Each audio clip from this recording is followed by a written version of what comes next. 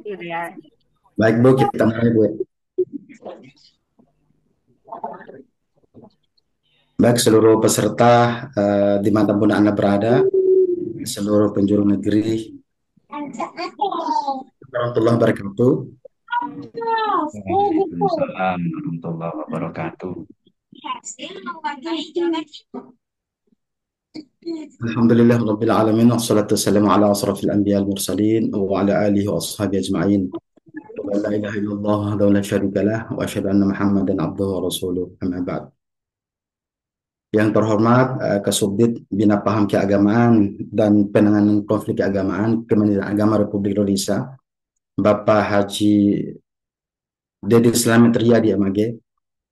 Yang kita hormati Bapak narasumber itu Bapak Edi Sutrisno MPD, kemudian seluruh peserta yang tidak kami sebutkan satu persatu yang berada di seluruh penjuru negeri, baik itu yang sudah pernah ikut ARK atau sudah ARK maupun yang belum atau calon.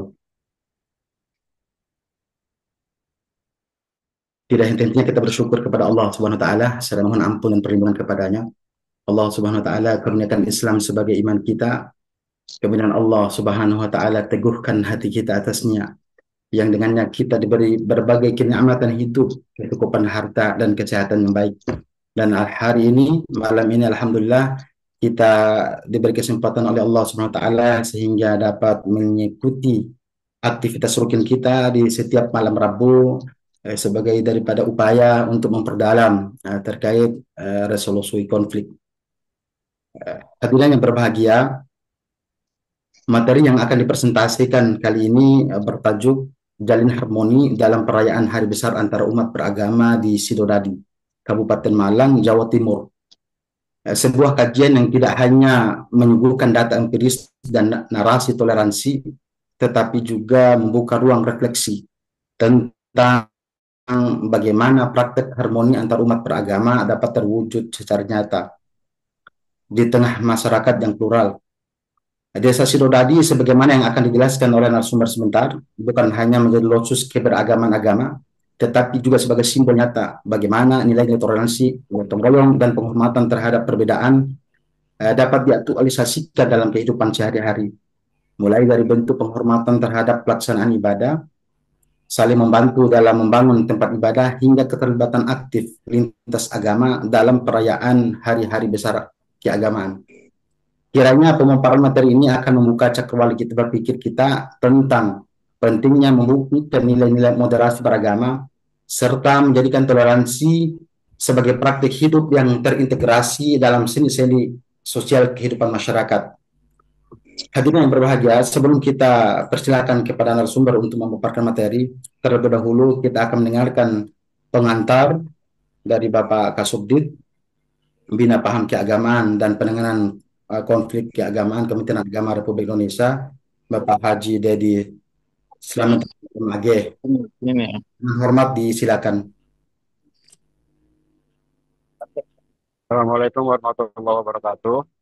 Waalaikumsalam warahmatullahi wabarakatuh. Waalaikumsalam warahmatullahi wabarakatuh. Salam, swastiastu, nama budaya, salam kebajikan, salam sejahtera semuanya buat kawan-kawan semuanya, para penyuluh, penghulu, atau siapa saja yang malam ini hadir di majelis debat ya, di debat. Alhamdulillah masih konsisten dan istiqomah ini dari kawan-kawan penyelenggara.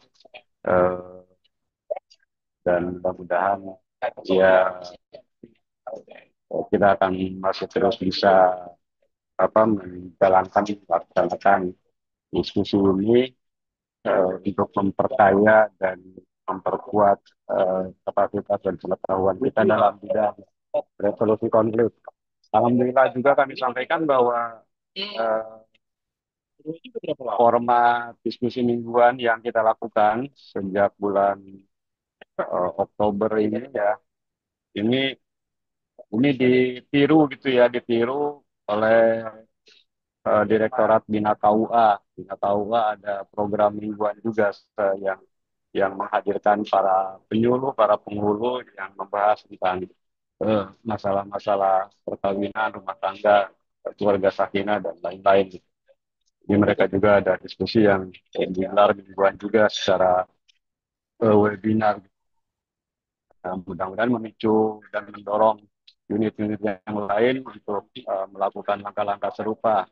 Maksudnya tidak hanya apa ya, eh, serupa maksudnya bahwa upaya untuk meningkatkan kapasitas pengetahuan itu tidak melulu harus dilakukan secara offline, misalnya kan eh, bertemu langsung, tapi juga bisa secara online, secara daring, sehingga benar-benar ya kita bisa melakukan efisiensi gitu ya.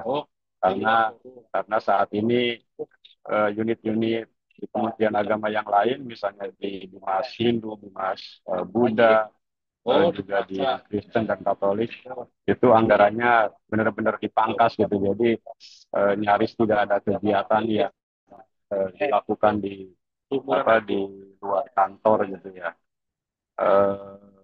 Ya mudah-mudahan ini menginspirasi kegiatan tempat ini menginspirasi unit-unit yang lain untuk melakukan langkah-langkah serupa efisiensi gitu. Nah saat ini juga kami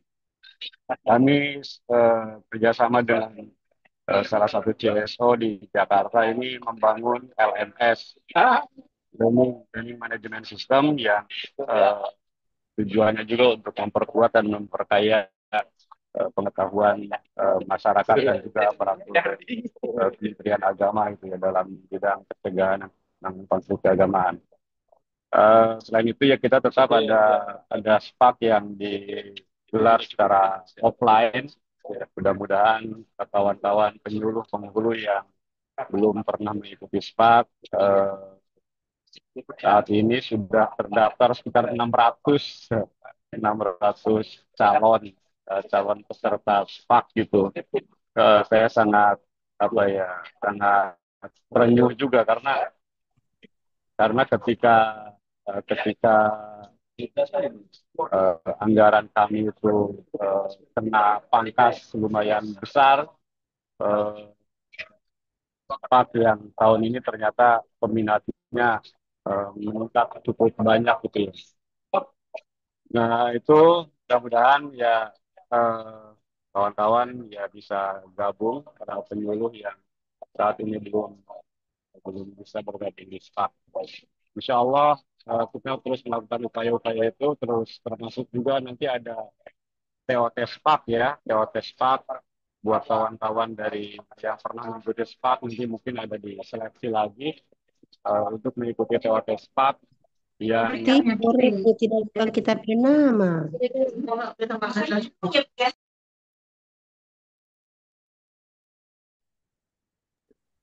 insya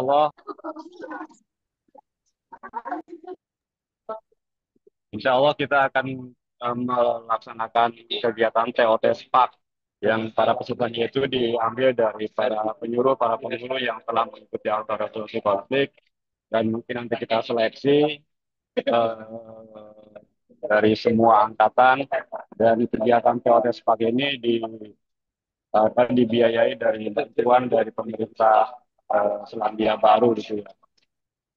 Mudah-mudahan juga ada bantuan-bantuan yang lain dari pihak-pihak lain di luar Kementerian Agama, sehingga kita bisa terus melaksanakan membantu peningkatan kapasitas para penyuluh dan para penghulu untuk Kementerian Agama. Kemudian selanjutnya ya saya sampaikan terima kasih kepada Daeng Haris ini ya. Alhamdulillah ini malam ini kita dimoderatori oleh seorang tokoh besar dari Sulawesi Selatan. Mudah-mudahan lancar sekarang suaranya. Dulu waktu jadi narasumber suaranya agak empat-empotan. Dan terima kasih juga kepada Mas Edi, Mas Edi Srisno. Terima kasih karena telah bersedia menjadi narasumber untuk pelaksanaan debat kali ini. Insya Allah, penting kami sampaikan itu kami menyiapkan ya sekedar mungkin untuk ganti pulsa, ganti apa gitu ya, kuota, ada honor JPL mudah-mudahan bisa segera direalisasikan. Juga buat para pembicara narasumber yang minggu-minggu sebelumnya telah menjadi narasumber yang belum mendapatkan honor sebagai narasumber, akan kami distribusikan gitu ya. Itu aja mungkin. Ini tema yang menarik. Tadi misalnya di grup First Responder itu ada postingan dari Pendeta Denny itu tentang tradisi tudong. Tudong itu para biksu yang berjalan menuju Candi Borobudur untuk pelaksanaan Hari Raya Waisak. Itu kan salah satu hal yang mungkin menjadi bahasan kali ini. Jalin kerukunan atau jalin toleransi melalui perayaan Hari Besar Keagamaan. Lanjut saja, Daeng Haris sama Mas Edi, silakan dilanjutkan. Dan kawan-kawan nanti kita dialog lagi setelah paparan dari narasumber. Terima kasih. Assalamualaikum warahmatullahi wabarakatuh. Waalaikumsalam warahmatullahi wabarakatuh. Kepada Kasubdit Islam dan Penanganan Konflik Keagamaan Kementerian Agama Republik Indonesia, sama-sama kita haturkan banyak terima kasih. Bapak Ibu peserta yang berbahagia, sebelum kita persilakan kepada narasumber untuk memaparkan materi, terlebih dari narasumber Bapak Edi Sutrisno yang akan kami bacakan sebagai berikut. Nama beliau Edi Sutrisno MPD, NIP 1979 0928 2014 111001. Beliau lahir di Malang pada tanggal 28 September tahun 1979. Berjenis kelamin ya kita ketahui bersama, beliau laki-laki, kemudian agama Islam, pendidikan MPD pasca sarjana, kemudian kebangsaan Indonesia, dan beliau saat ini bertugas di kantor Kementerian Agama Kabupaten Malang. Riwayat pendidikan narasumber SD Negeri nomor 3 Sumberjo Gendang Malang tahun 87 sampai 93. Kemudian SMP Negeri 2 Bantur Malang tahun 93 sampai 96. SMA Negeri 1 Bantur Malang tahun 96 sampai 99. Kemudian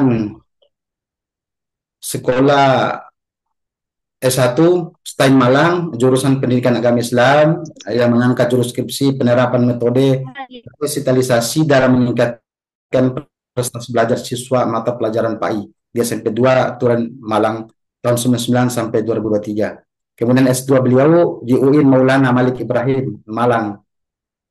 Kemudian beliau ternyata juga mengambil S2 di Universitas Islam Malang atau UNISMA. Nah, ternyata beliau ini MPD-nya 2 ya, Bapak Edi Sutrisno MPD. Kemudian pengalaman dalam penataran diklat dan forum-forum ilmiah cukup banyak sekali. Maka saya kira pematerian narasumber hari ini itulah materi yang sangat mumpuni dalam bidangnya, terutama dalam memaparkan materi yang temanya kita akan diskusikan pada malam hari ini.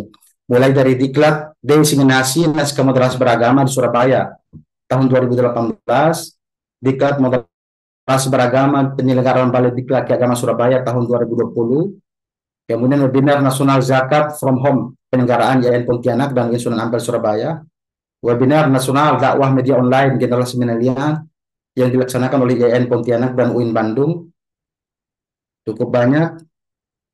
Saya tidak membacakan seluruhnya, dan pengalaman beliau ini sebagaimana tertulis dalam CV beliau itu sampai 24. Yang terakhir itu adalah Sekolah Penyuluh dan Penghulu Aktor Resolusi Konflik SPARK yang dilaksanakan oleh Subdit Bina Paham Keagamaan Islam dan Penanganan Konflik Keagamaan Kementerian Agama Republik Indonesia, itu pada bulan Agustus tahun 2024. Kemudian pengalaman organisasi dan kepanitiaan, beliau pernah menjadi sekretaris OSIS SMA 1 Bantur, Ketua Bidang Dakwah Islam SMA 1 Bantur, anggota HMI Komisariat YIN Sunan Ampel Malang tahun 99-2000. Ternyata kita sama-sama dari HMI ya Bang narasumber. Pengurus MUI Kecamatan Gedangan, kemudian pengurus Pokjalu Kabupaten Malang 2019 sampai sekarang, pengurus NUPC Kabupaten Malang, pengurus Pokja Kampung Moderasi Kecamatan Gonda Legi tahun 2003 sampai 2007. Kemudian pengurus Badan Kesejahteraan Masjid Kecamatan Gondang Legi 2023 sampai 2027, dan 10 pengurus IPARI wilayah Provinsi Jawa Timur 2023 sampai 2027. Pengalaman dalam bekerja beliau cukup banyak juga sampai poin 8. Mulai dari beliau pernah mengajar di SM1 Bantul Malang, kemudian SMP 2 Bantul Malang, SMP Gaya Baru. Kemudian beliau terangkat sebagai penyuluh agama fungsional pada tahun 2014. Kemudian ditempatkan di KUA Kecamatan Pagak tahun 2018 sampai 2020. Kemudian beliau fungsional pada penyuluh agama fungsional KUA Kecamatan Pagelaran 2020 sampai 2022. Dan terakhir, beliau juga merupakan dosen Universitas Terbuka mata kuliah Pendidikan Agama Islam pada kelas non-tutor online pada Fakultas Keguruan dan Ilmu Pendidikan 2020 sampai dengan sekarang. Karya tulis beliau cukup banyak sekali, ada 19. Kami bacakan yang terakhir itu Jurnal Harmoni Kementerian Agama yang berjudul Potret Kerukunan Antar Umat Beragama dalam Bingkai Moderasi Beragama, Studi Kasus di Desa Sidodadi, Malang, volume 23. Saya kira jurnal ke-19 ini adalah yang akan mungkin dipresentasikan oleh Bapak narasumber. Untuk mempersingkat waktu, kami persilakan kepada Bapak Edi Sutrisno, MPD, untuk memaparkan materi. Dengan hormat, disilakan. Terima kasih Pak Haris. Assalamualaikum warahmatullahi wabarakatuh. Alhamdulillahirabbil alamin. Wassalatu wassalamu ala asrofil anbiya'i wal mursalin Sayyidina wa maulana Muhammadin wa ala alihi wa sahbihi ajmain, amma ba'du. Yang kami hormati Bapak Haji Dedi Slamet Riyadi, Magister Agama, selaku Kasubdit Bina Paham Keagamaan Islam dan Penanganan Konflik Keagamaan, kepada moderator Pak Aris dan kawan-kawan alumni SPAK dan para penyuluh serta penyuluh Islam dan non-Islam dan para pemirsa yang bergabung pada Zoom di malam hari ini. Langsung saja materi yang kami bahas. Yang pertama judul adalah Jalin Harmoni dalam Perayaan Hari Besar Antar Umat Beragama di Sidodadi, Kabupaten Malang, Jawa Timur. Masih terdengar suara saya? Aman. Iya, masih terdengar. Ya Pak Akiaman. Jelas. Saya lanjut. Terkait dengan jalin harmoni dalam perayaan hari besar ini, tentunya kan lokasinya adalah di Desa Sidodadi, Kabupaten Malang, Jawa Timur. Sebenarnya di mana desa ini? Desa ini kalau diukur dengan Google Map, itu kira-kira jaraknya ke Kementerian Agama Kabupaten Malang kurang lebih 70 kilometer. Ini paling selatan dekat pantai, katakanlah pesisir. Maka masyarakatnya juga berbeda-beda di sana. Apa namanya? Sekolahan itu juga minim, kemudian pendidikan juga minim. Di dalam pendidikan ini semuanya berlatar belakang kondisi yang ada di Desa Sidodadi ini. Kemudian ada yang menarik di sana, di Desa Sidodadi itu. Pertama, ada 3 tempat ibadah, di mana tempat ibadah ini berdekatan di desa itu ada masjid, kemudian pura dan gereja yang digunakan oleh warga sekitar dalam beribadah.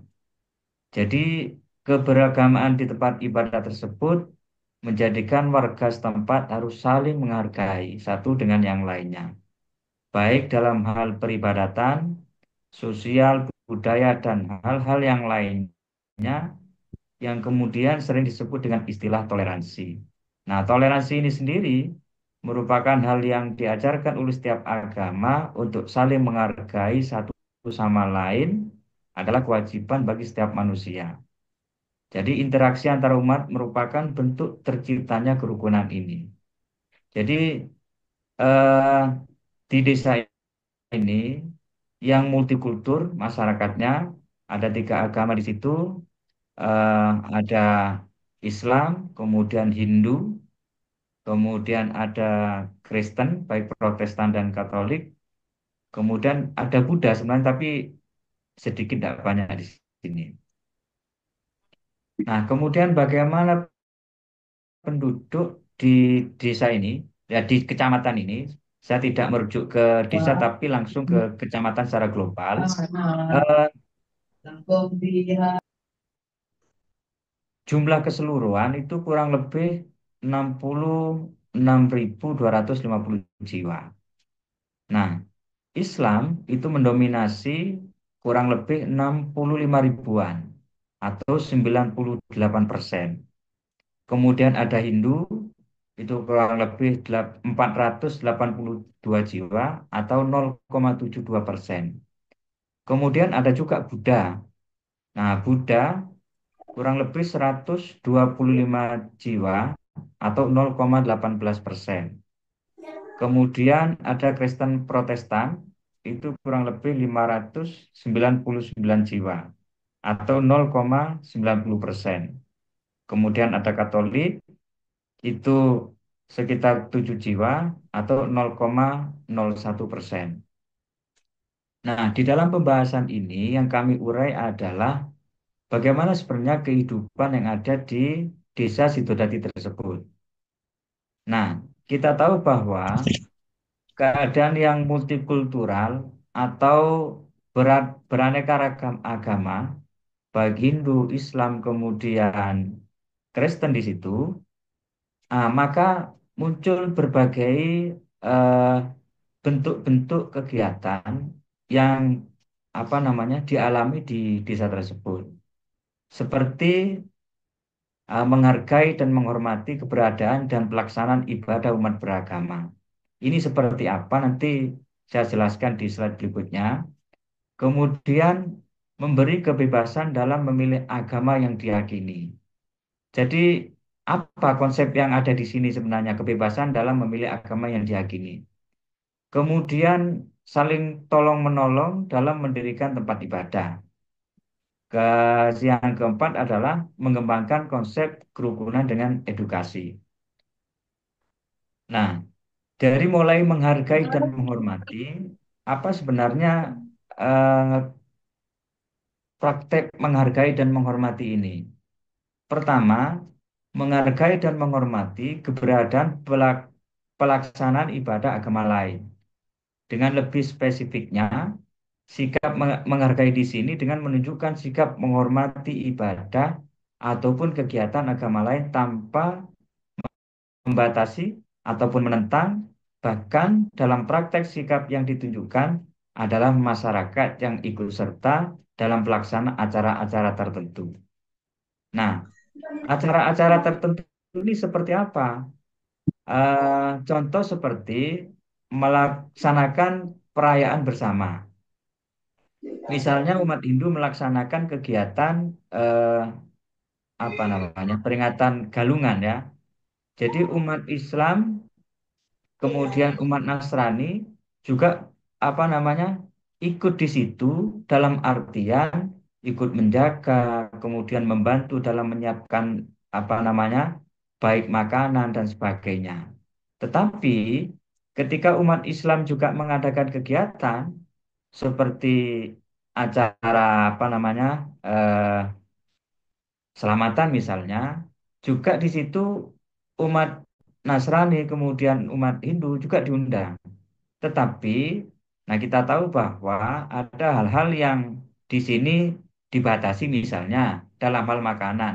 Itu yang mengolah makanan, baik kue dan sebagainya, itu biasanya dari umat Muslim.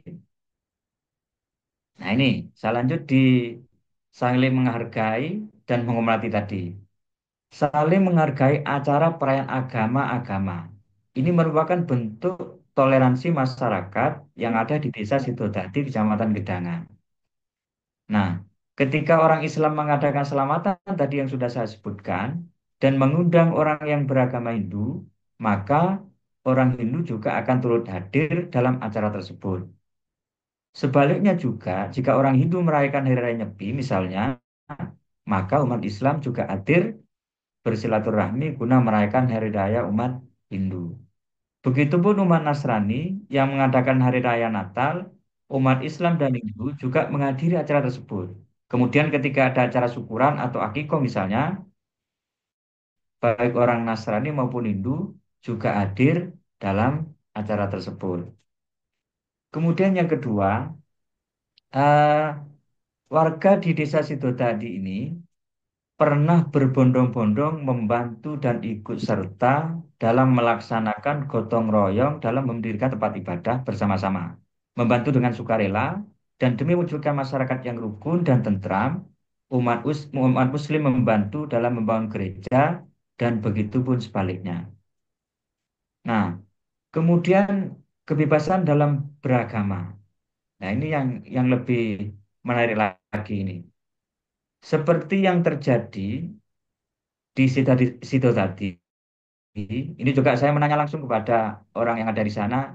Pada waktu itu adalah umat Hindu, di mana adanya dalam keluarga yang di dalamnya terdapat perbedaan agama antara anak dan orang tua. Begitu pula ketika ada umat Hindu menikah, misalnya dengan orang Muslim, kemudian orang tua juga mengizini dan memberi kebebasan dalam menentukan agamanya. Jadi dalam satu keluarga ada yang Islam, ada yang Hindu, ada juga yang Nasrani. Jadi boleh memilih agama Hindu maupun memilih agama Islam. Hal demikian terjadi di Dusun Umbulrejo. Ini lebih spesifik lagi.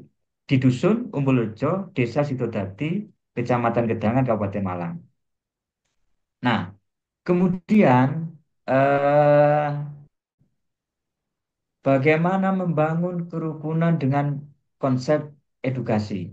Tadi yang saya sebutkan tadi, bergotong royong dalam membangun desa situ tadi bisa menjadi contoh bagi desa-desa yang lain bahwa perbedaan bukan menjadikan sebuah masalah, melainkan menjadikan desa lebih berwarna dengan adanya perbedaan tersebut. Kemudian dalam menyajikan makanan biasanya orang Hindu akan menyuruh orang Islam dalam mengolah makanan hingga menghidangkan makanan tersebut sehingga umat Islam tidak perlu khawatir akan kebersihan dan kehalalannya. Nah, kemudian ini dalam misalnya kerja bakti ini biasanya dilakukan di hari Minggu. Itu kan biasanya semua pegawai itu kan banyak yang libur. Nah, kebetulan pada waktu itu pelaksanaan dilakukan di bulan Dzulhijjah, hari raya besar. Jadi eh, kurban yang ada, misalnya kambing gitu, disembelih bersama-sama. Di situ ada umat Nasrani, kemudian ada umat Hindu, nah ada umat Islam bersama-sama mengolah makanan itu. Artinya membantu dalam dalam apa namanya eh, mengolah dan menyiapkan untuk dibagikan kepada orang-orang yang ada di sekitar. Artinya orang-orang yang eh, kerja bakti di situ, baik itu Hindu, kemudian Nasrani, kemudian ada juga Buddha. Nah, itu dilakukan ketika selesai, kemudian diberi makan. Nah, makan bersama-sama dengan eh, apa namanya kurban yang telah disembelih oleh orang Islam, kemudian dibagikan bersama-sama dan makan bersama-sama. Nah, ini sebuah potret kerukunan di desa Sidodadi ini adalah sikap toleransi yang dapat menjadi contoh bagi desa lain apabila mempunyai keyakinan agama yang lebih dari satu. Nah, kemudian eh, perbedaan dapat menjadikan warna baru di desa masing-masing dan dapat menciptakan kerukunan dan juga kehidupan bermasyarakat yang harmonis. Toleransi merupakan sikap paling penting dalam kehidupan manusia. Maka dari itu, sudah sepatutnya manusia menghormati satu sama lain, entah dari agama, ras, dan suku, di mana hal ini menjadi alat pemersatu bangsa. Maka perbedaan bukan menjadikan kita sebagai permusuhan, namun dengan adanya perbedaan inilah harus menjadikan kita untuk saling mengenal satu sama lain, bahwa Tuhan tidak hanya menciptakan satu warna saja, melainkan berbagai warna. Nah, ini contoh dokumentasi penyembelihan hewan kurban. Ini ada orang Nasrani, ada orang Hindu, ada orang Islam. Kemudian setelah penyembelihan selesai, apabila ada kerja bakti di waktu itu, maka hewan-hewan kurban ini dibagikan bersama-sama. Nah, ini dokumentasi galungan. Kemudian, nah ini barian. Barian ini adalah, di sini ada tokoh-tokoh agama, ya juga tokoh Hindu, Nasrani. Kemudian melaksanakan barian ini itu untuk doa keselamatan. Nah, ketika peringatan di bulan Agustus, biasanya malamnya itu ada ini, ada selamatan, dinamakan barian. Nah, ini doa bersama ini, semua umat beragama itu meminta untuk keselamatan bangsa. Nah, kemudian ini dokumentasi masak bersama untuk persiapan Natal. Nah, cukup sekian. Terima kasih. Apabila ada kurangnya, mohon maaf dan kita sambung nanti di diskusi. Saya kembalikan ke moderator, Pak Aris. Baik, terima kasih kepada narasumber Bapak Edi Sutrisno atas pemaparan materi yang begitu komprehensif, kemudian mencerahkan bagi kita semua. Tentu materi yang telah disampaikan tidak hanya memberikan gambaran nyata tentang praktik kerukunan antar umat beragama di Desa Sidodadi, tetapi juga memperlihatkan bahwa nilai-nilai toleransi dan moderasi dapat diwujudkan secara konkret dalam kehidupan masyarakat yang plural. Melalui uraian beliau, kita juga bisa menyaksikan bahwa harmoni sosial bukanlah sesuatu keniscayaan yang terjadi begitu saja, melainkan hasil dari kesadaran kolektif, kemudian kerjasama lintas iman, serta agar merawat perbedaan sebagai kekuatan, bukan malah sebagai sumber perpecahan. Konteks ini, keberagaman di Sidodadi dapat terwujud menjadi inspirasi sekaligus menjadi model pembelajaran sosial bagi daerah lain dalam membangun masyarakat yang inklusif dan damai. Tentu kita semua ingin melakukan pendalaman-pendalaman. Oleh karena itu, kami akan membuka ruang dialog dan diskusi, baik itu dalam bentuk pertanyaan, tanggapan, ataupun ingin menambahkan pemikiran terhadap materi yang telah disampaikan narasumber barusan. Silakan. Boleh masuk? Masuk, Pak Moderator. Oh iya, siapa ini? Silakan Pak, silakan Pak Marsidi. Oke, terima kasih. Assalamualaikum warahmatullahi wabarakatuh. Waalaikumsalam warahmatullahi wabarakatuh. Dari moderator, sangat tertarik sekali dengan pemateri ini, mengangkat perayaan harmoni, perayaan keagamaan yang ada di Dusun Sidodadi. Saya sekedar menanggapi dan membagikan cerita. Saya teringat pada tahun 2022 ketika itu dengan harmonisasi yang ada di Dusun Sidodadi. Di situ kami berperan langsung di sana, sehingga banyak mengetahui tentang kehidupan yang ada di Dusun Sidodadi. Nah, sehingga dengan keragaman agama, budaya, bahkan etnis, karena di situ adalah di daerah pesisir pantai, sehingga banyak pendatang-pendatang, dan begitu hidup rukun, tentunya tidak terlepas dari seorang tokoh. Saya teringat tokoh inspirasi kita itu adalah Bapak Soebul Izar, itu yang sudah sangat menggeliat moderasi beragama, mulai tahun 1996. Beliaunya membina di sana. Nah, dengan ketelatenan beliau, sehingga tahun 2022 itu terjadilah sebuah fenomena nasional yang diikuti oleh Kemenak, yaitu dengan adanya launching Kampung Moderasi. Dan dengan launching Kampung Moderasi ini, tahun 2023, nah itu Kemenak mengadakan rintisan Kampung Moderasi Beragama bersama-sama. Kalau tidak salah itu sekitar 1.000 kampung moderasi. Nah ini berawal dari tahun 2022 itu yang ada di Dusun Sidodadi. Dan kebetulan kami terlibat di situ. Nah, di sini kami ingin menggarisbawahi dengan beberapa konten-konten tadi yang diberikan dan foto-foto. Di situ ada kegiatan, ini masih jadi catatan kami, kegiatan penyembelihan korban bersama. Sementara saya belum begitu paham ini penyembelihan korban bersama ini, apakah nanti daging kurban yang disembelih itu bisa diberikan ke lain agama atau hanya sekedar untuk membantu gotong royong dan makan bersama. Karena sepengetahuan kami ketika daging korban itu diberikan kepada orang Muslim, itu kayaknya kurang pas. Kecuali diberikan ke saya contoh, lalu saya bersedekah kepada orang Muslim, itu mungkin bisa. Mohon tanggapannya Bapak Materi, dan terima kasih atas ilmunya. Ini adalah inspiratif betul bagi kami. Wassalamualaikum warahmatullahi wabarakatuh. Baik, Waalaikumsalam Cidi, ya, terima kasih. Bang Edi mau langsung menanggapi atau kita buka lagi satu pertanyaan, Pak? Nah, dibuka aja dulu tiga Ya, atau kita berapa persilakan gitu ya. kepada relawan Gorontalo, Ibu Niska yang sudah rasain.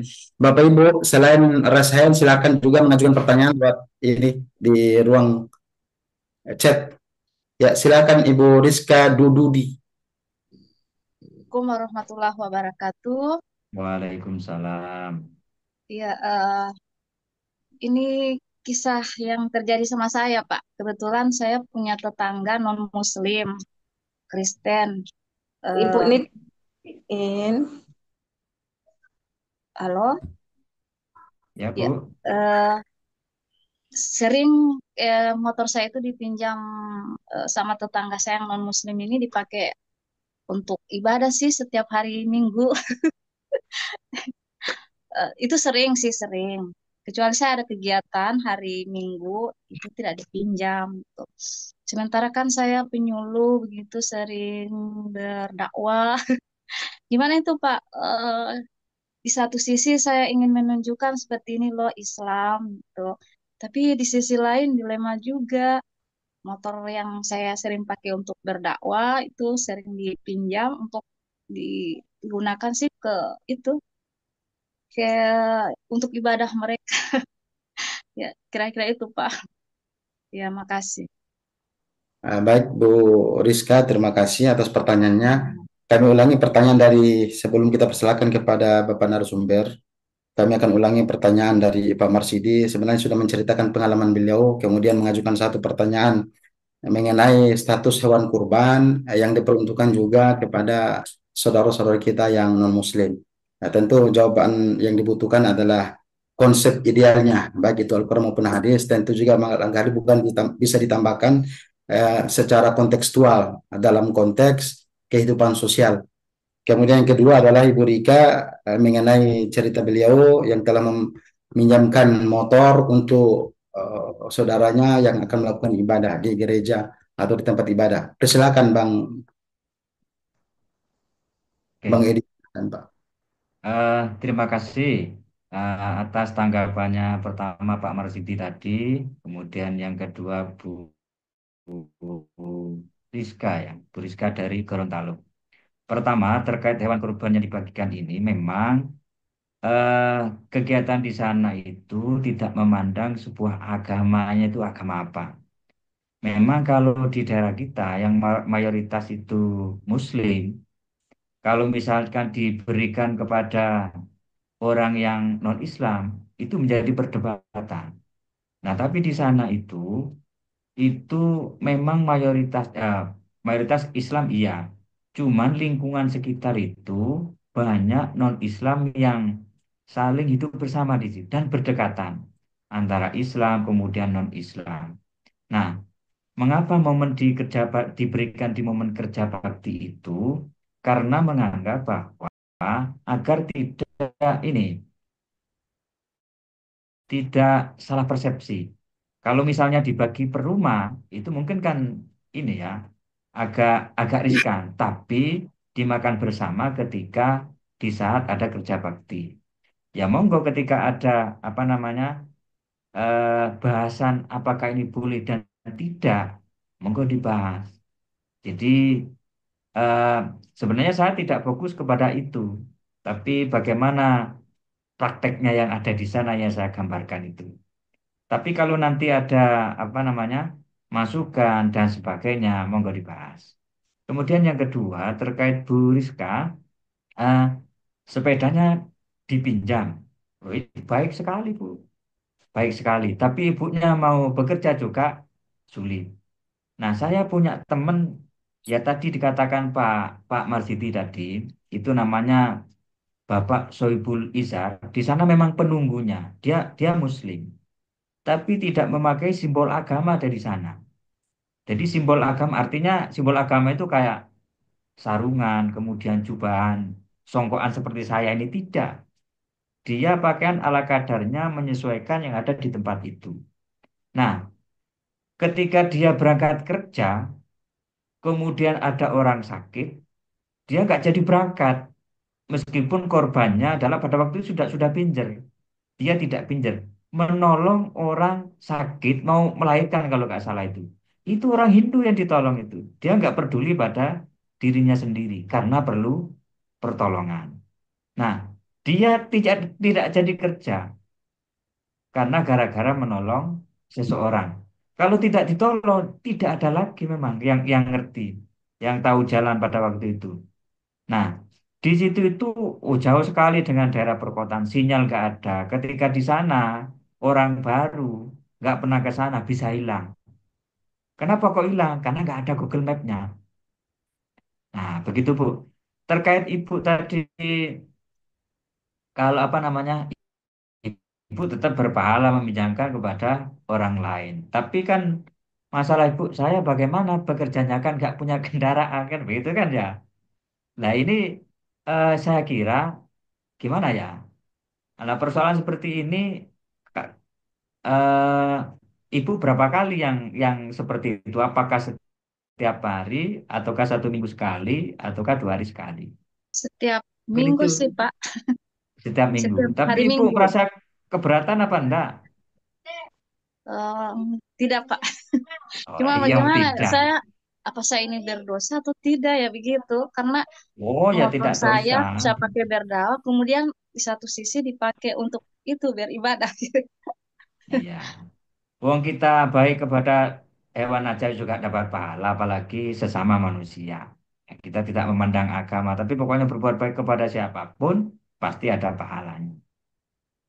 Kayak gitu, Pak Moderator. Baik, Boleh itu dari nambahi Pak Moderator? terkait jawaban disampaikan sama Bapak Marsidi dan Ibu Rizka. Sebagai tambahan barangkali kami akan mengutip beberapa dalil syar'i baik dari Al-Quran maupun hadis. Sebenarnya secara spesifik tidak ada larangan mengenai boleh tidaknya itu memberikan daging kurban kepada yang non Muslim. Malah kita mendapatkan ayat perintah berbuat baik itu sebagaimana dalam surah Al-Mumtahanah ayat 8 yang kami akan coba bacakan artinya. Allah tidak melarang kamu untuk berbuat baik dan berlaku adil terhadap orang-orang yang tidak memengaruhi kamu karena agama dan tidak mengusir kamu dari negerimu. Sungguh Allah menyukai orang-orang berlaku adil. Nah, termasuk juga sebagaimana hadis yang diriwayatkan oleh Bukhari sendiri, bukanlah seorang Muslim yang kenyang sementara tetangganya kelaparan padahal ia mengetahuinya. Karena sebenarnya daging kurban itu diperuntukkan ada tiga. Yang pertama, yaitu yang jelas peruntukannya itu fakir miskin. Kemudian yang kedua, ada juga bagian kepada yang berkorban, dan yang ketiga adalah hadiah. Nah, hadiah ini bisa kita masukkan termasuk tetangga kita, entah itu yang muslim atau tidak. Karena ini bisa yang hadiah, bagian hadiah ini kita bisa berikan kepada saudara kita yang muslim. Saya kira ini tambahan sebagai pendalaman saja. Kemudian kami persilakan kepada barangkali masih ada tambahan teman-teman yang mau menanggapi, kemudian bertanya. Ya, Pak Moderator, Menanggapi, saya ikut oh ya, menanggapi. Yang raise hand dulu, Pak Aris. Ini kita kembalikan dulu ke ini, ke petanya tadi, Pak Marsidi. Apakah ada tanggapan balik sama Ibu Rizka terkait jawaban disampaikan sama Bapak narasumber? Ada tanggapan balik ya, Bu, Bapak Marsidi sama Ibu Terima Rizka? kasih atas jawabannya, Pak. Terima Untuk kasih. saya sudah cukup, dan memang setelah kami tadi cari itu memang ada yang membolehkan bahwa daging kurban itu untuk saudara kita yang non-muslim. Cukup bagus jawaban dari pemateri. Terima kasih atas Nah, jawabannya. baik, Kak. Kita lanjut ke penanya berikutnya. Selanjutnya kami persilakan kepada Bapak Asrul Robbani. Silakan, Pak. Ya, terima kasih saya sampaikan. Saya Asrul Robani dari Penyuluh Agama Islam Kabupaten Malang. Saya menanggapi yang pertanyaan pertama dari Pak Marsidi. Memang sudah disampaikan sama narasumber terkait sama daging kurban diserahkan kepada non-muslim. Sebenarnya daging kurban itu kan ada dua, nggih. Maksudnya kurban itu ada dua hukum. Yang pertama kurban sunnah seperti Idul Adha itu, ataupun juga ada kurban wajib. Nah, di sini terkait sama kurban wajib, maka dagingnya itu tidak boleh disampaikan atau diberikan kepada non-muslim karena itu sifatnya adalah wajib. Di kata lain adalah kurban nazar. Jadi kurban nazar atau kurban wajib itu dagingnya tidak diperbolehkan oleh ulama untuk diserahkan atau dibagikan kepada non-muslim. Tapi untuk kurban yang sunnah seperti Idul Adha itu memang diperbolehkan diberikan kepada semua orang, meskipun terutama diberikan kepada fakir miskin. Saya lihat di surat Al-Hajj ayat 28 ini berkaitan sama daging kurban, itu yang artinya di akhir-akhir ya, maka makanlah sebagian daripadanya, dalam artian ini adalah kurban, dan sebagian lagi berikanlah untuk dimakan orang-orang yang sengsara dan fakir miskin. Lah, Said Sabik itu membagi orang-orang yang sengsara dan fakir miskin ini dibagi menjadi tiga. Jadi yang sepertiga itu digunakan atau boleh dimakan sama pengkorban. Terus yang sepertiganya itu bisa disedahkan. Yang ke sepertiga terakhir itu boleh dihadiahkan. Nah, kalimat dihadiahkan sama disedekahkan itu tidak dispesifikasi kepada orang muslim saja, tapi kepada non-muslim pun itu bisa. Karena sifatnya adalah hadiah dan sedekah. Itu yang terkait sama daging kurban ya. Karena memang daging kurban itu sama para ulama salaf itu dibagi dua, kurban sunnah sama kurban wajib. Untuk yang kurban wajib seperti nazar itu memang tidak diperkenankan dibagi kepada non-muslim. Dan yang kurban nazar pun itu tidak boleh memakannya. Tapi untuk yang kurban sunnah itu diperbolehkan sebagian untuk dirinya sendiri, sebagian untuk dihadiahkan kepada orang lain, siapapun itu, dan sebagian lagi itu dijadikan sedekah. Dan sedekahnya itu boleh disampaikan kepada siapa saja. Baik, Itu terima kasih banyak Pak Moderator, Pak Aris. baik, Pak. Ada Rusno terkait tanggapan dari Bapak Asrul? Oke, terima kasih Gus Asror, Pak Asror ya, sama Pak Marsidi, kemudian Bu Rizka, eh, apa namanya memberikan masukan yang menarik terkait boleh tidaknya hewan kurban dibagikan kepada non-Muslim. Tapi apa namanya tadi menyebutkan dari Pak Moderator yang menambah, kemudian Pak Asror tadi sudah jelas bahwa dibolehkan dari hal-hal tertentu. Terima kasih sekali lagi masukannya. Baik, Bapak Ibu, sebelum kita teruskan pertanyaan kepada secara Syain, ini ada beberapa pertanyaan dari kolom chat yang akan kami bacakan. Langsung nanti dijawab sama narasumber. Dari Pak Abbas. Pak Abbas ini penyuluh agama dari Kabupaten Nrekang, sekampung sama Ibu Anita Handayani, Arka Sulawesi Selatan, alumni tahun 2004 di Manado. Apakah pernah terjadi konflik atau salah paham antara umat beragama saat perayaan hari besar keagamaan? Jika iya, bagaimana penyelesaiannya? Apakah peran tokoh agama atau tokoh masyarakat dalam menjaga toleransi dan keharmonisan selama momen keagamaan tersebut? Silakan Pak Bang Edi. Oke, terima kasih dari Pak Nurolis ya. Pak Abbas.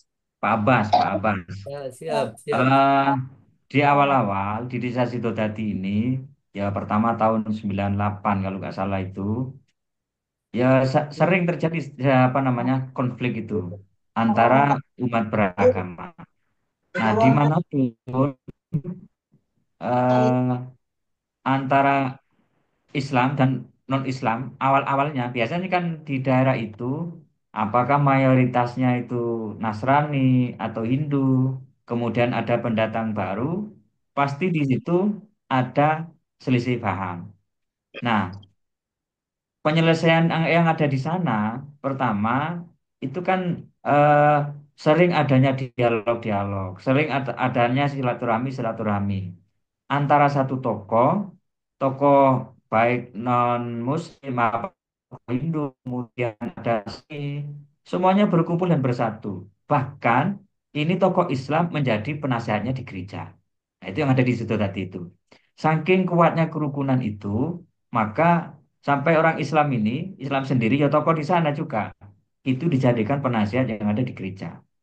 Nah, inilah untuk meminimalisir terjadinya konflik-konflik yang seharusnya tidak terjadi biar tidak terjadi. Nah, kemudian yang kedua lagi di di desa tersebut eh, terutama pendatang baru ini yang diwaspadai kan pendatang baru.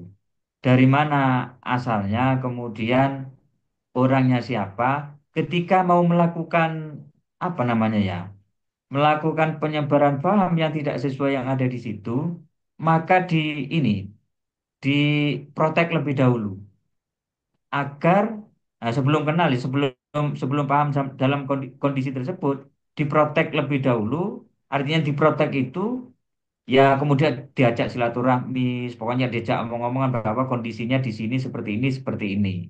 Nah, setelah paham kondisi itu, yang menyebarkan pemahaman-pemahaman yang apa istilahnya ya, bukan radikal. Kalau radikal enggak, yang berbeda di daerah situ, maka pertama dicegah dulu. Ya di silaturahmi itu, kemudian diajak datang, kemudian diajak dialog, agar yang desa yang sudah rukun di situ itu tidak menjadi konflik atau masalah-masalah yang sebenarnya tidak harus terjadi. Demikian Pak Moderator. Baik Pak Abbas, ada mau tanggapi balik Pak? Pak Abbas.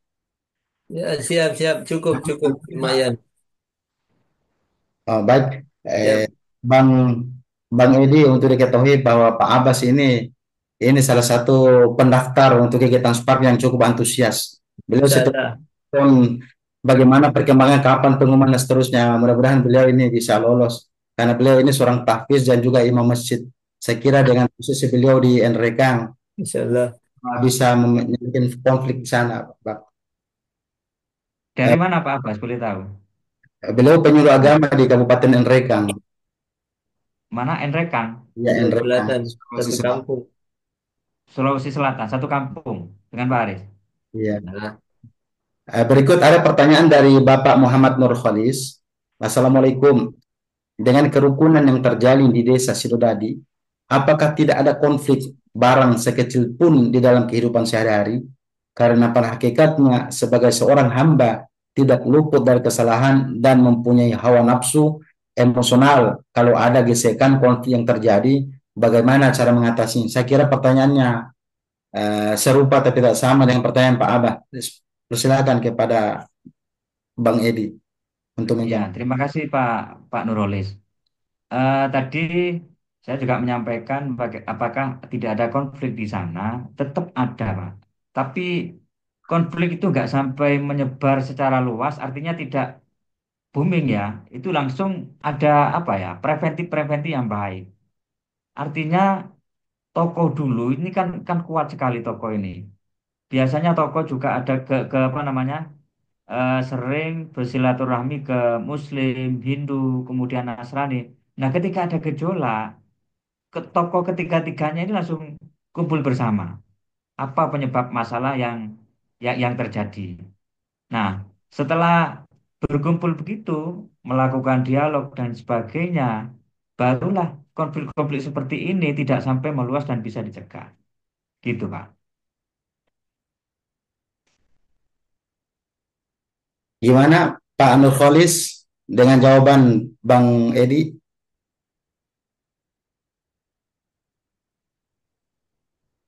Iya, Bang Nurholis lagi sholat Isya barangkali ya. Baik, Iya. barangkali masih ada yang mau bertanya. Oh iya, ada Ibu Haja Supiati. Silakan Bu, Ibu Haja.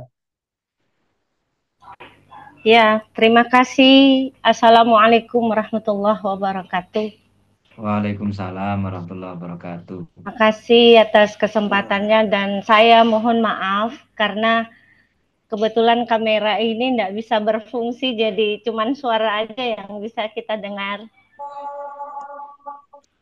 Ya, pertanyaan saya karena ini sudah menjadi tradisi bagi umat Islam dengan non-Islam, apabila hari Natal, terkadang apalagi kita berbaur dengan tetangga yang kebetulan beda keyakinan, biasanya ya terkadang kita memberi semacam makanan atau minuman yang saling menukar.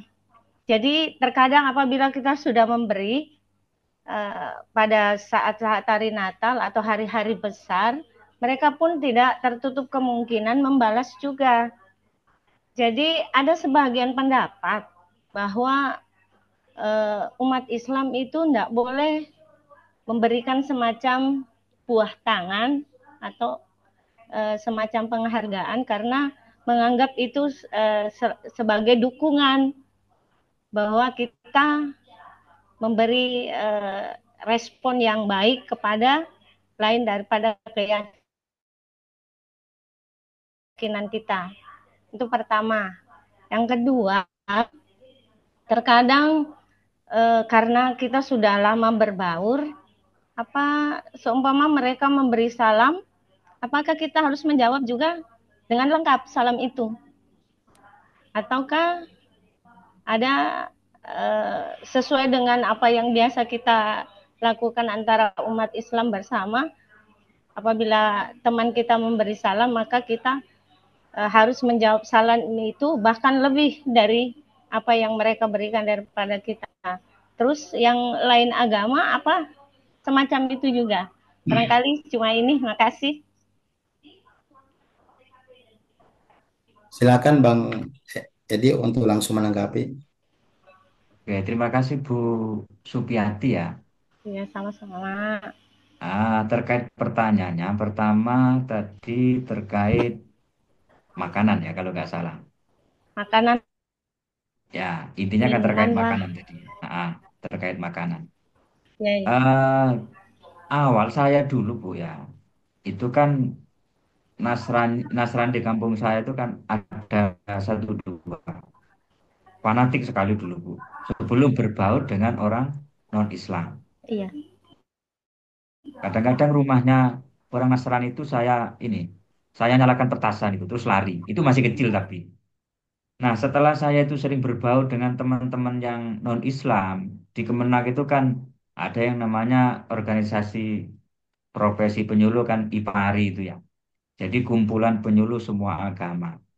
Nah, setelah berbaur gitu, kita sebenarnya boleh fanatik, cuman jangan sampai kita itu tidak saling menghargai. Kita boleh fanatik dalam agama dan keyakinan kita sendiri. Nah, terkait dengan makanan tadi, eh, kalau kita itu menurut fikih ya, saya hanya menyimpulkan aja. Nah, ketika makan, ya baik di warung di mana-mana. Kalau di warung aja kan ikannya ikan apa disembelih orang Islam dan sebagainya kan kita nggak tahu. Maka sebelum kita makan, kita ucapkan Bismillahirrahmanirrahim kalau Muslim ya. Kita mengucapkan Bismillahirrahmanirrahim. Nah, itu akan hilang keraguan kita. Yang penting kita tidak ragu, yakin gitu aja. Kemudian yang kedua terkait salam. Nah, salam kita kan Assalamualaikum warahmatullahi wabarakatuh. Bagaimana jika non-Islam itu memberikan salam kepada kita, cukup kita membalas Waalaikumsalam. Kan kita sama-sama berdoa, mendoakan. Jadi orang non-Muslim berdoa kepada kita, kita juga berdoa kepada orang non-Muslim. Saya kira itu mungkin ada teman-teman yang menambahi atau memberi masukan terkait ini. Monggo. Bagaimana Ibu Haji Supiati? Apa tidak menimbulkan riak?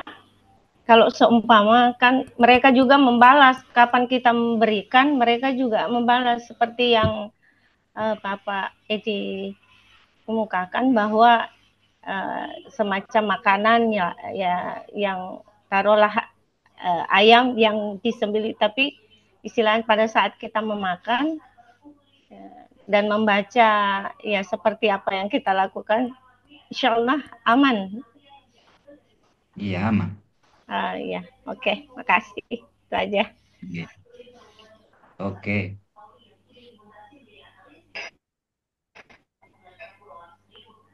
Baik Bapak Ibu seluruh peserta, barangkali masih mau bertanya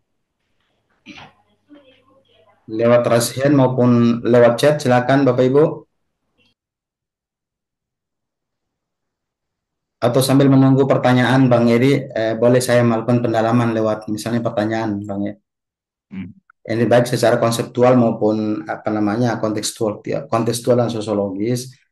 Apakah praktik toleransi di Sododadi itu bersifat spontan dan berbasis budaya lokal, ataukah memang dibangun melalui intervensi pendidikan dan kebijakan? Oke. Begini Bang Aris, Sododadi itu dulu kan listrik aja, awalnya kan nggak ada listrik kan baru-barusan ya. Penerangan listrik itu ketika mati lampu itu sebanyak 5 kali, bahkan 6 kali. Tadi saya katakan sinyal itu tak ada. Kemudian di sana itu yang paling kurang itu adalah pendidikan. Ini di awalnya.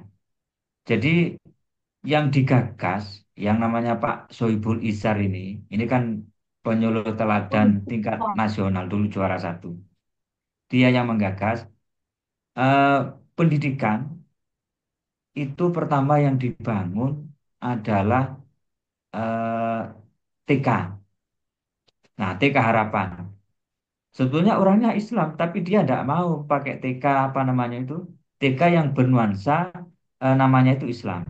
Langsung diberi nama TK Harapan. Nah, TK itu yang sekolah itu juga orang Muslim, juga orang Hindu, dan juga orang Nasrani. Nah, kalau kita tahu sekolah yang ada di sana itu kadang tidak seragaman, kemudian bentuk sekolahnya itu kayak di film Laskar Pelangi itu loh, apa adanya.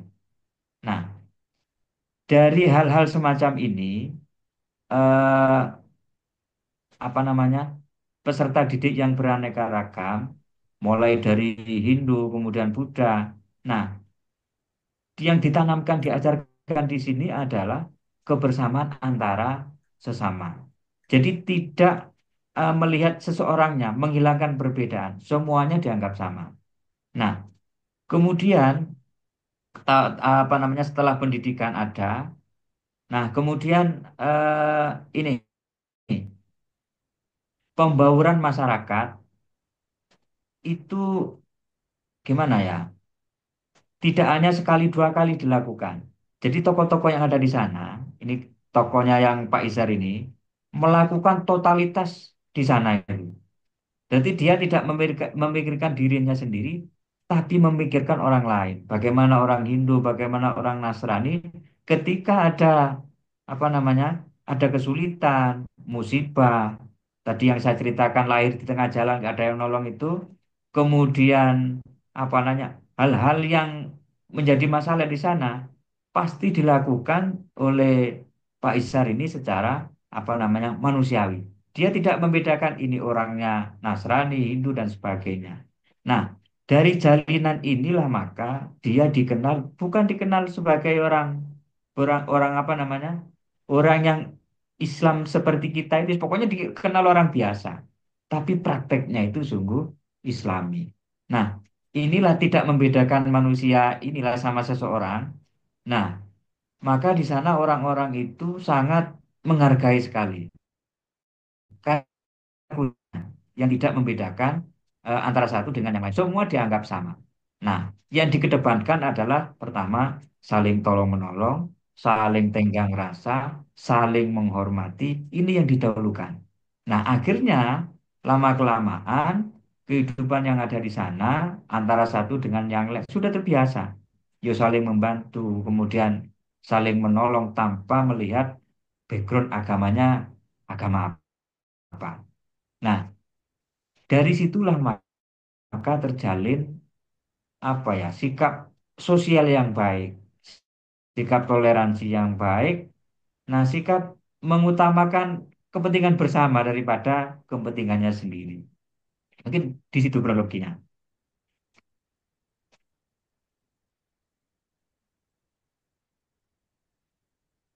Haris, Cukup, cukup. Ya, siap. Baik, Bang. Eh, Silakan Bapak Ibu, masih ada yang mau bertanya? Barangkali tambahkan Bang Edi, saya izin menambahkan terkait masalah tadi ketika misalnya non-muslim mengucapkan salam sama kita. Saya kira sebelum bersama eh, pertengahan tahun 2024, Majelis Ulama Indonesia telah mengeluarkan fatwa tentang haramnya itu salam lintas agama. Kalau saya mengamati fatwa itu, Bang, sebenarnya kalau mau menganggap bahwa salam itu adalah sebuah doa, nah itu yang diharamkan. Tetapi itu dalam konteks secara pribadi. Beda ketika misalnya kita dalam suatu jabatan tertentu di pemerintah, mau tidak mau kita harus lakukan itu. Tapi konteksnya bukan dalam konteks mendoakan mereka, tetapi lebih kepada bentuk penghormatan.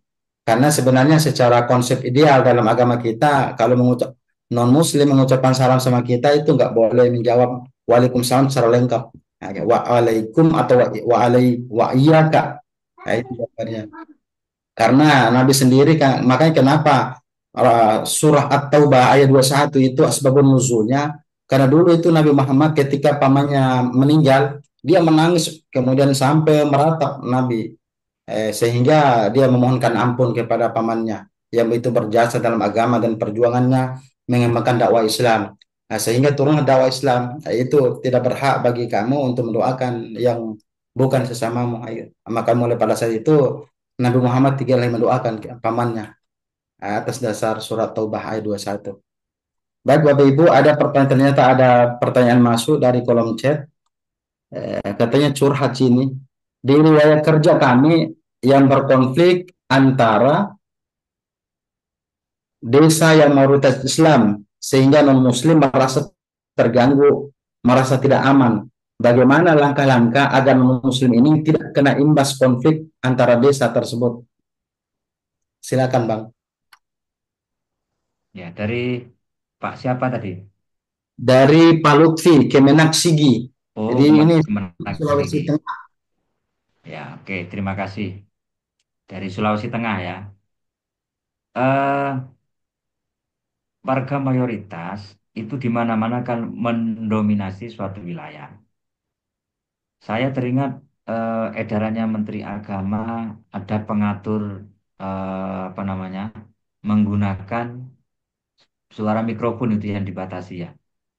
Saya sebenarnya setuju sekali. Karena kalau di lingkungan eh, ada non-Muslim, kemudian ada warga yang lain yang tidak seiman dengan kita, agar tidak sangat terganggu. Kadang apa namanya mikrofon ini jor-joran kalau di kampung, apalagi di kampung ya.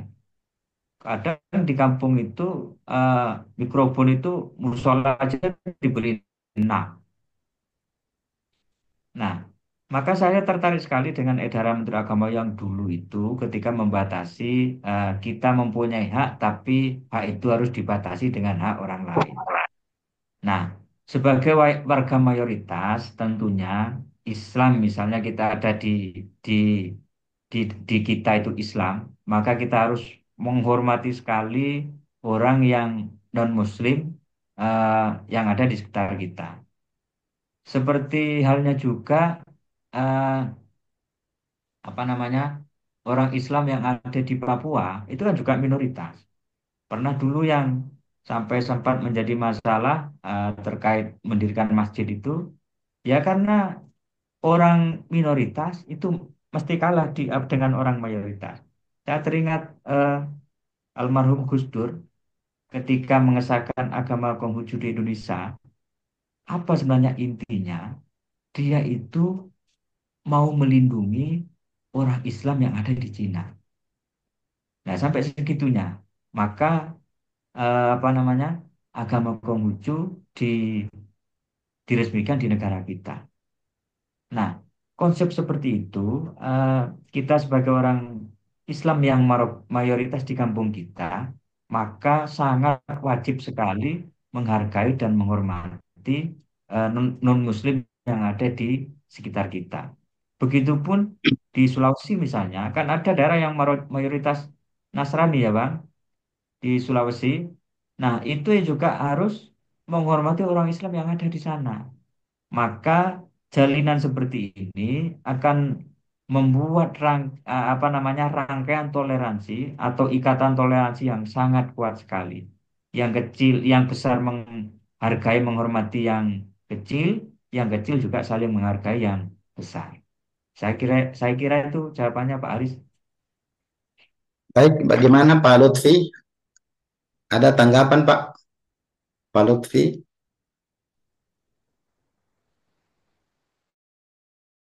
Baik, kita beralih ke ternyata masih ada pertanyaan lewat kolom chat dari saudara kita Bapak Suswono. Pak Suswono ini merupakan penyuluh agama Hindu di Serang, Banten. Pertanyaan beliau, terima kasih Bapak narasumber atas pemaparannya yang sangat luar biasa. Sekedar informasi sekaligus mohon saran. Kami umat non-Muslim untuk mendirikan tempat ibadah sejauh ini belum bisa atau tidak diizinkan. Nah, kira-kira salahnya seperti apa, Bapak narasumber? Silakan, Bang Edi. Oke, terima kasih. Eh, Pak Suwono ya, di saya juga ada kasus yang sama mendirikan lain dengan di situ tadi. Orang non-Muslim mendirikan tempat ibadah. Sesuai dengan SKB 2 Menteri itu, persyaratannya kurang. Nah, persyaratannya kurang, belum mengajukan proposalnya, belum ada tanda tangannya yang KTP itu, mereka langsung ini mendatangkan material-material untuk dibangunan. Pemicunya sebenarnya itu karena belum ada izin, kemudian apa namanya umatnya itu belum memenuhi, maka seharusnya bukan tidak ya memang seharusnya ini tidak didirikan dulu. Nah, sebenarnya sebagian warga juga membolehkan, sebagian warga. Sebagian warga lagi tidak membolehkan. Kenapa tidak membolehkan? Persyaratannya belum terpenuhi, kemudian mendatangkan material-material yang ada di situ. Inilah sesungguhnya konflik yang pertama. Itu sampai ke desa saya menyelesaikan sampai ke kabupaten. Alhamdulillah tapi selesai dimediasi oleh Bapak Bupati bahwa disuruh melengkapi persyaratan-persyaratannya, kemudian eh, setelah persyaratan lengkap kemudian diajukan. Itu sarannya Pak Bupati. Nah, kasus yang ada di Pak Suwono tadi, apakah eh, penduduk yang non-Muslim yang mau mendirikan tempat ibadah itu sudah sesuai apa belum yang dipersyaratkan itu? Kalau sudah silakan diajukan di apa namanya. Sekarang persyaratannya kayak berubah apa tetap seperti dulu? Mau apa dicek aja apa namanya persyaratan-persyaratan sesuai dengan apakah SKB 2 Menteri itu masih berlaku, apa pakai tetap itu atau ada aturan yang lain. Itu monggo dipelajari. Saya kira itu Pak Haris. Baik Bang Edi, barangkali saya bisa tambahkan. Karena kenapa? Ini SKB 3 Menteri ini sebenarnya sudah dilakukan sudah diajukan judicial review, tapi tetap ditolak sama Mahkamah Agung. Oleh karena itu, sampai hari ini SKB 3 Menteri itu tetap berlaku. Dan sepanjang persyaratan-persyaratan sebagaimana ditentukan dalam SKB tersebut dipenuhi ya, maka bukan saja hanya misalnya gereja, pura, bahkan masjid sendiri kita ketika tidak terpenuhi, seperti yang Bang Edi sampaikan tadi ketika misalnya berada di Papua bahwa Islam itu minoritas, ketika mendirikan masjid tidak terpenuhi syarat dan ininya pasti tidak akan juga terbangun masjid dalam hal ini. Bapak Ibu kami ingatkan, silakan karena sudah ada link absen di kolom chat, silakan Bapak Ibu untuk mengisi chat, mengisi absen. Satu lagi ada pertanyaan dari Bapak Chandra, masih boleh Kak? Bang Naif masih boleh tambah lagi pertanyaan Bang? Oke, Ya silakan Pak Chandra Faris. Pak Chandra, enggak. Tara ya, tunggu kejap. Tunggu kejap. Mikrofonnya Pak Chandra.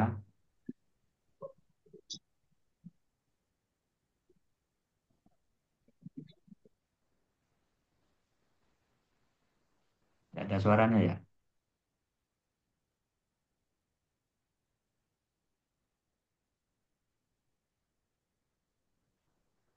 Silakan Pak Chandra Faris Al-Masyriki.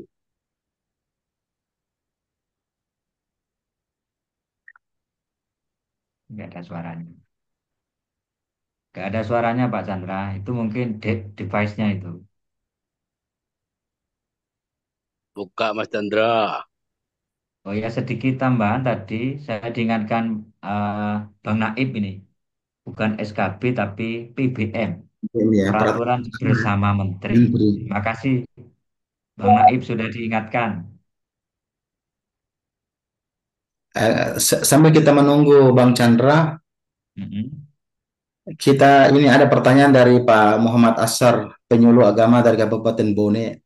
Barangkali ini pertanyaan ini bisa teman-teman, khususnya teman-teman Muslim yang saat ini sebagai peserta bisa menjawab ya, karena ini pertanyaan, apakah setiap agama, khususnya di luar agama Islam, mempunyai aliran keras atau ekstrim, sebagaimana Islam, entahkah itu agama Nasrani, apa namanya, Konghucu dan lain-lainnya.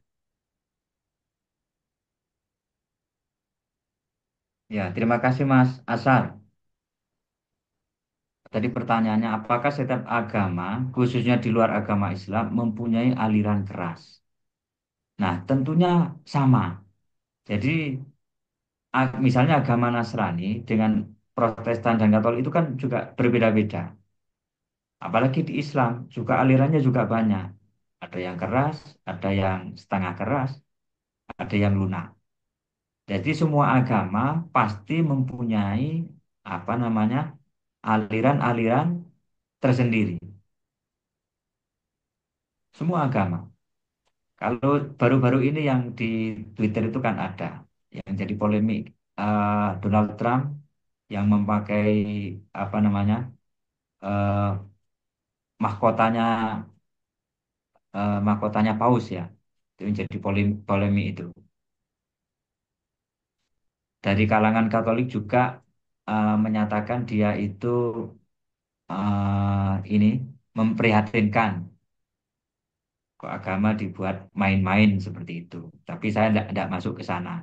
Tapi bahwasannya baik agama Buddha, kemudian Kristen, ada sekte-sekte tersendiri. Kalau teman-teman yang dekat dengan Nasrani, itu biasanya apa namanya setelah bersahabat itu antara Nasrani ya dengan dengan apa namanya umat yang lain sama-sama Nasrani juga ada aliran yang keras juga. Mungkin bagi agama Nasrani di sini kalau ada Katolik misalnya atau Buddha ini bisa memberi masukan. Ya, sayang. Itu lebih Bisa jelasnya. dikenal. Yang agama Hindu apakah ada di sini? Sepak itu kan tidak hanya agama Islam aja, jadi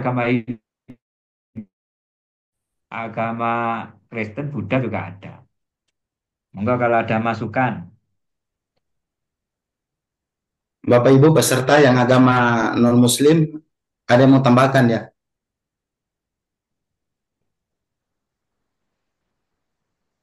Pak Chandra tadi Bang Aris, apa sudah bisa itu? Masih boleh Pak Chandra? Sudah bagus ya?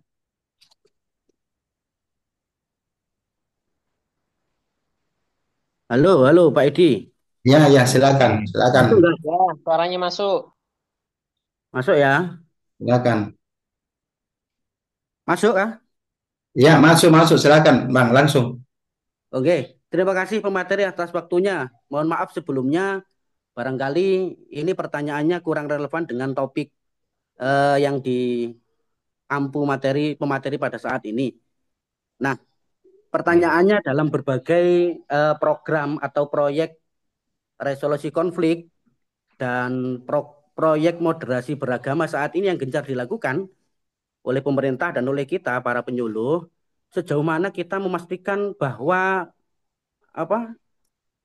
perhatian kita tidak teralihkan dari akar konflik yang sebenarnya lebih banyak bersumber pada ketimpangan sosial, politik, dan ekonomi misalnya. Misalnya yang baru-baru kemarin rame itu kan ada konflik agraria, ada konflik karena kekerasan terstruktur, kekerasan karena sistem yang tidak mendukung orang-orang lemah dan sebagainya. Itu menjadi sumber-sumber konflik yang menurut saya juga sangat besar sekali. Ini tidak menutup mata bahwasanya memang moderasi beragama itu urgent untuk kita gaungkan dan kita sosialisasikan bersama. Tetapi ada banyak faktor dan sumber-sumber konflik yang lain yang mungkin itu kurang kita perhatikan. Nah, pertanyaannya sejauh mana kita memastikan bahwasanya kita nggak teralihkan dengan terlalu sibuk membicarakan tentang moderasi beragama, tentang konflik-konflik yang nuansanya karena faktor agama itu, pemateri. Mohon maaf, mungkin sudah dibahas di periode diskusi yang lain, cuman saya tidak mengikutinya. Terima kasih. Silakan Bang Edi. Nah, terima kasih Mas Chandra. Pertanyaan yang sangat menarik sekali. Saya melihat ada pesan tersirat di sini bahwa program moderasi beragama itu, ini menurut Mas Chandra, ini sepertinya berhasil. Kan kayak seperti konflik bernuansa agama itu sepertinya berkurang hari ini. Atau apa saya saja yang merasakan atau yang lain juga begitu. Justru katanya Chandra ini, konflik sebenarnya itu karena konflik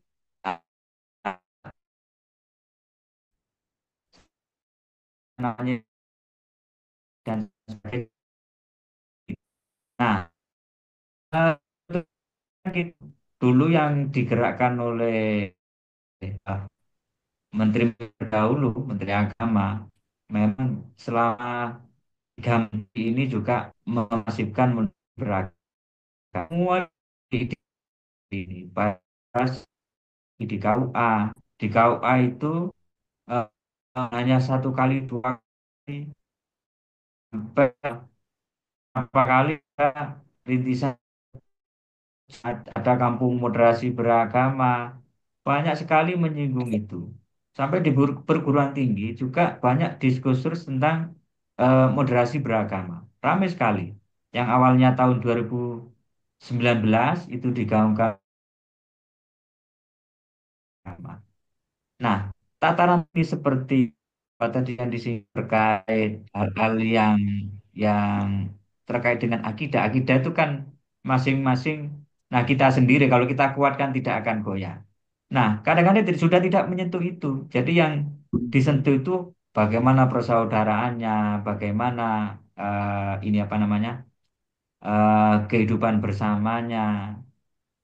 Nah, sampai konflik-konflik yang saat ini itu eh, jarang sekali terdengar konflik yang bernuansa agama. Saya kira begitu, Mas Chandra. Bisa dipahami ya Pak Chandra? Ya, baik. Makasih Bang Edi. Atensi kepada seluruh peserta, tolong link absen itu jangan di share kemana-mana Bapak Ibu ya. Karena ini kan kita cuman boros sertifikat saja. Kita ini tujuannya kita mau menambah wawasan. Karena banyak terjadi seperti itu. Link absen di-share kemana-mana, bahkan di-share ke grup-grup yang tidak ikuti kegiatan ini. Oleh karena itu, yang kedua, tolong ditulis nama ini Bu, Bapak Ibu. Namanya di apa Zoom-nya, nama sesuai dengan namanya masing-masing. Supaya nanti panitia bisa cek gitu. Jangan sampai mengisi absen ternyata tidak ikut ini, tidak ikut kegiatan. Bang Edi, ada pertanyaan dari anu ini, Mbak Fatma ini ada resen. Silakan Bu Fatma. Enggak. Selamat malam Bapak Ibu semua. Mohon maaf Selamat belum bisa malam. menyalakan kamera karena signal kami kurang stabil di sini. Tadi merespon dari Pak Ashar ya, yang mungkin memang kalau terlihat sekilas itu agak jauh dari topik, tapi ini masih dalam satu pembahasan karena yang dimaksud barangkali adalah dalam agama-agama lain itu pun dalam agama-agama tradisi agama-agama yang lain mungkin saja juga ada beberapa kelompok keagamaan di luar Islam itu juga antipati terhadap mengucapkan atau menyambut perayaan agama-agama yang lainnya gitu. Dalam tradisi studi agama-agama itu kalau Islam itu kan banyak ya aliran sekte agama-agamanya. Itu pun juga dalam Kristen itu banyak sekali sinode-sinode. Tetapi dalam Katolik itu hanya satu saja dan itu kan terstruktur sampai dengan kepausan. Nah, itu. Jadi tidak ada aliran atau tidak ada Katolik itu satu gitu. Nah, tapi dalam dalam Kristen itu ada beberapa juga yang apa ya ter-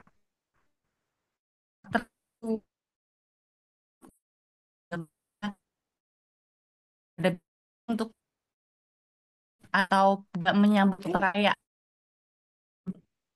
misionaris pun seperti kalau Bapak Ibu ketahui ada seksi Yehova itu salah satu sinode dalam Kristen Protestan itu pun juga beberapa tempat problem dengan seksi Yehova ini.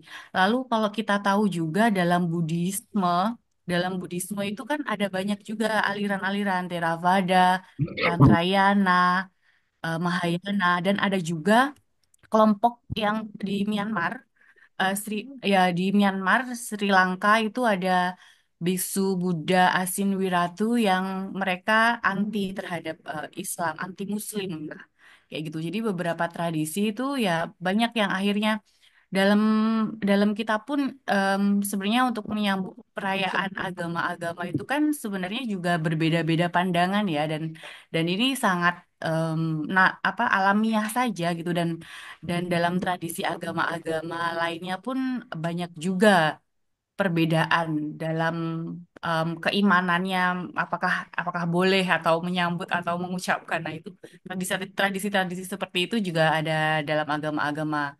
Nah, tapi kalau dalam Katolik itu satu satu satu pasti dalam satu pemahaman. Kurang lebih begitu Pak Azhar. Baik, terima Terima kasih. kasih, Mbak. Kemudian ini apa namanya tambahan dari Pak Agustinus penyuluh Kabupaten TTU NTT. Mohon izin berkomentar berkaitan dengan aliran keras agama. Kalau di Katolik tidak ada aliran sebagaimana ditanyakan. Jadi tidak ada seperti Islam aliran misalnya aliran ekstrim sekte-sekte tertentu. Kemudian ada tambahan juga komentar dari Bapak atau Ibu Suparti. Pada dasarnya semua agama itu pasti mengajarkan kebaikan. Tinggal pemeluknya sendiri bisa mengaplikasikan di kehidupan sehari-hari, apa tidak. Konflik terjadi biasanya diakibatkan perkataan, perbuatan yang menyinggung satu sama lain. Sehingga penyuluh agama yang komunikatif harus bisa mengimplementasikan ilmu di masyarakat yang mengalami konflik keagamaan. Sehingga tidak terjadi tindakan yang anarkis yang diakibatkan konflik itu sendiri. Baik Bapak Ibu, karena ini sudah mendekati jam setengah 10, waktu yang sudah cukup larut, melewati dari batas waktu yang sudah ditentukan, kita persilakan kepada Bang Edi selaku narasumber malam ini untuk closing statement sebelum kita silakan Bang Edi. Oke, sebelum saya closing statement, ini ada pertanyaan satu aja dari siapa ini ya? Pak Edi, ada pernah suatu kali ada seorang pengawas cerita kecewa akan program moderasi beragama. Karena ketika pengawas ini mau mengajar di TPQ, itu dihadang oleh nonis. Bagaimana menyikapi hal tersebut? Itu apa namanya? Ada seorang pengawas cerita kecewa.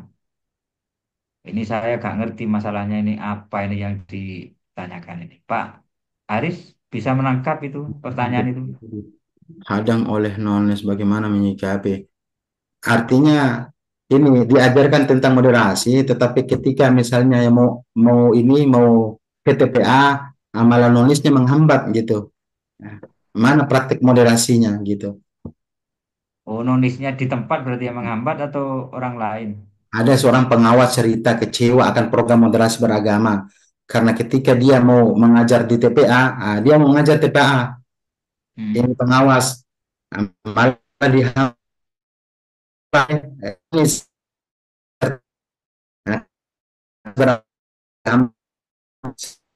sama juga ketika misalnya teman-teman non-muslim sendiri mau melaksanakan ibadah malah dihambat. Sekarang contohnya seperti ini yang dilakukan oleh pengawas ini, Bang. Iya.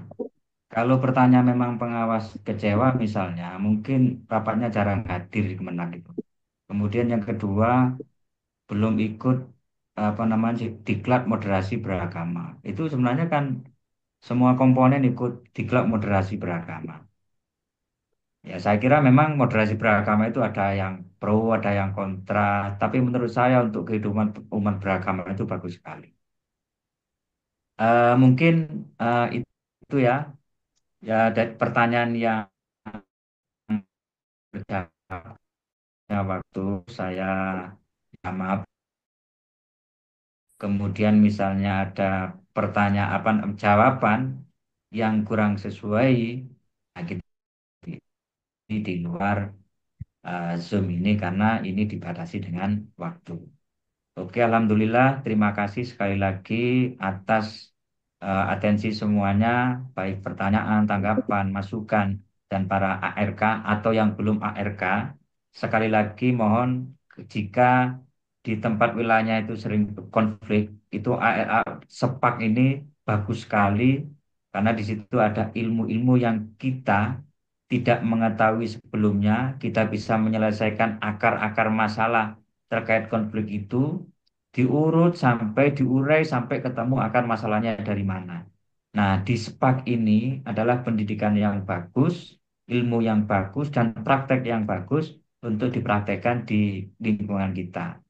Nah, closing statement saya, kita jangan membeda-bedakan antara sesama, meskipun kita berbeda, tapi tujuan kita sama.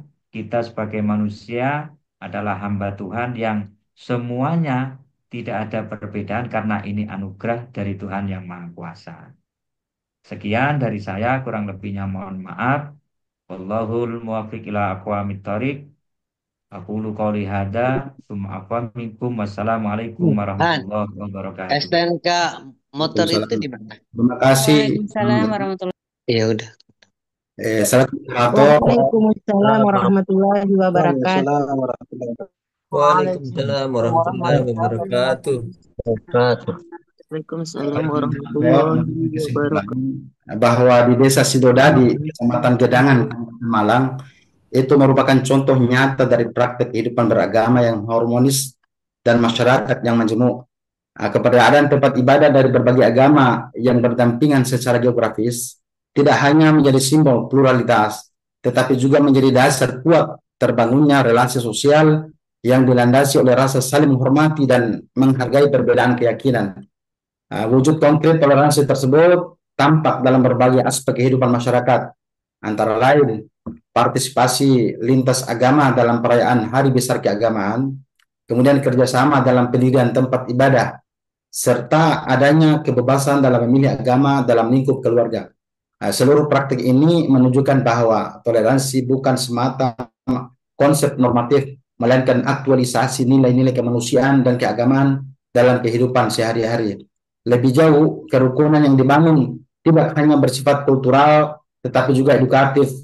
Masyarakat Sidodadi secara efektif mengembangkan konsep toleransi melalui pendidikan sosial, gotong royong, dan komunikasi lintas agama yang secara intensif. Hal ini menunjukkan bahwa perbedaan agama tidak harus menjadi sumber konflik, melainkan dapat menjadi kekuatan pemersatu dalam membangun masyarakat yang damai dan inklusif. Terima kasih kepada Pak Kasubdit, Bang Naif beserta tim, kemudian Bapak narasumber serta seluruh peserta, terutama teman-teman yang aktif memberikan pertanyaan secara langsung maupun lewat chat. Jangan lupa untuk mengisi link absennya. Sekali lagi kami sampaikan, silakan bagi teman-teman yang belum mengikuti RK terakhir besok tanggal 8, mudah-mudahan teman-teman yang selalu aktif ikut debat dapat terjaring untuk mengikuti kegiatan debat pada tahun 2025. Sekian, wassalamualaikum warahmatullahi wabarakatuh. Waalaikumsalam warahmatullahi wabarakatuh. Izin untuk dokumentasi kita ada 5 slide. Saya izin untuk mengambil dokumentasi. Bagi yang merasa ingin menyalakan kamera silahkan. Kita ada 5 slide. Izin untuk slide pertama. 1, 2, 3. Slide kedua. 1, 2, 3. Slide ketiga. 1, 2, 3. Slide keempat. 1, 2, 3. Slide terakhir 1, 2, 3. Baik, terima kasih yang sudah menyempatkan diri malam hari ini. Sehat selalu. Terima kasih.